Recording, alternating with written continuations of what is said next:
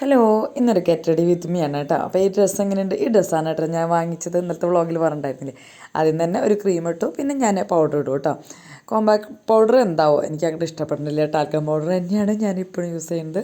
പിന്നെ ഇതാ ഒരു കൺമഷി എഴുതി, പിന്നെ ഇതാ നമ്മുടെ പൊട്ട്, പച്ച പൊട്ട് കുത്തുമ്പോൾ എനിക്ക് ഭയങ്കര ഇഷ്ടമാണ്.